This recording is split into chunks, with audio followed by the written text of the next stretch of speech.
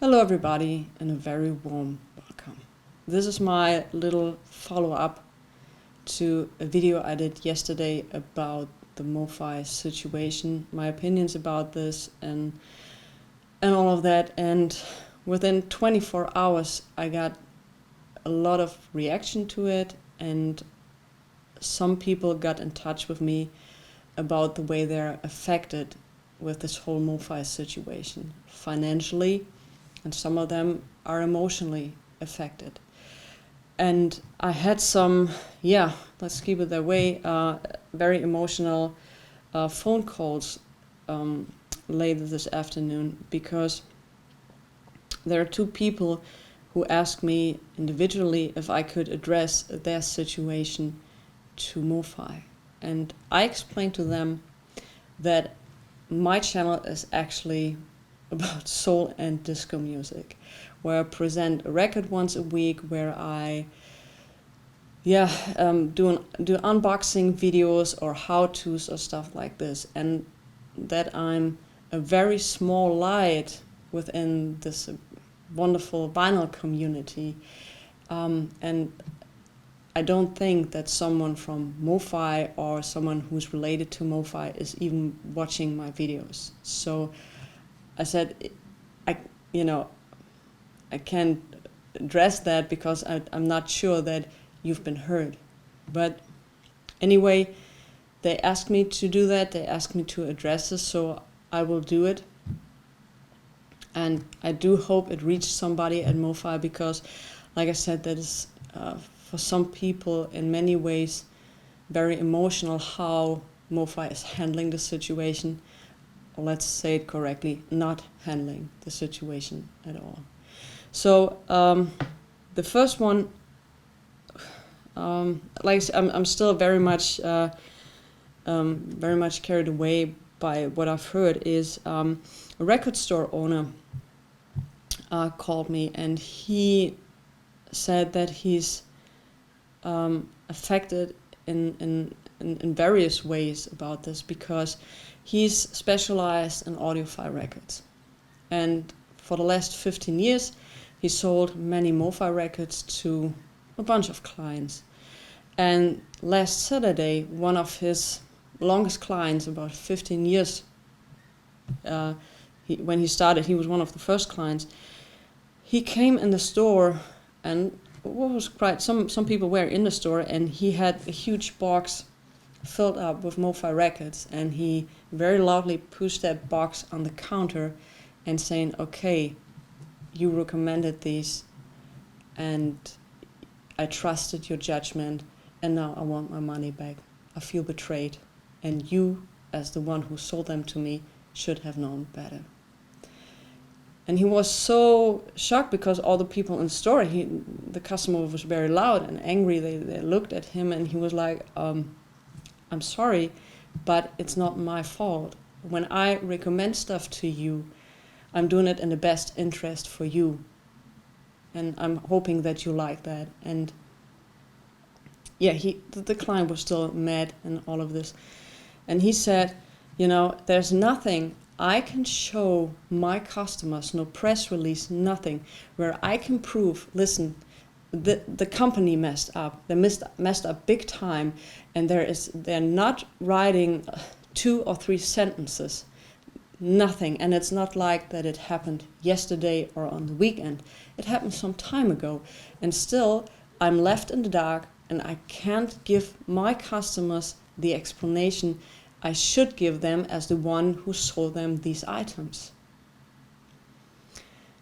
And he's saying that this whole situation is damaging his reputation, his relationship, his trustful relationship with new clients, with his regular clients, and in the end, it's already hurting his business. It's already hurting his business. And there's nothing he can do about it at the moment. He's just have to wait till something happens. So, wow. And he says that he thinks that he's not the only record shop who has to deal with that. And none of these record shops are getting any information. They have the same information as we do have. And this is just like zero, except for that we know that they did do everything with digital files, or most of their stuff, from 2008 or whenever that started. And the second person who wanted me to address this is on the opposite side of the counter. It's a customer, and he's in his mid-70s, and he's collecting Mofi records for many, many years, like 10, 20 years, or even more. And no, I think he started in the mid-80s, so a little longer. And he said he traveled the world. He went into charity shops, like everywhere, flea markets, everything where he could find the records or secondary market, whatever. And he wanted to give this collection at one point to his children or his grandchildren. And he said, you know what, I'm also one of these idiots who bought the Santana Raxus record for $3,000 just 6 months ago. I'm one of these idiots because I wanted to have the collection as complete as possible, and that one was missing, and I wanted it mint, and that's what I did. And he was in the brink of crying, because at the moment, feeling devastated doesn't even describe it just in any way how I feel. He said, I can't even go into my record room. I can't bear being in that room, because the damage this whole thing created, the betray I feel, how misled I feel by this company, I can hardly describe that. And he said, the thing is, they're making it worse more and more every day by not saying anything. He said, I deserve and I want an explanation. And at least I can expect an apology. That's the least I can expect for being misled this way. So,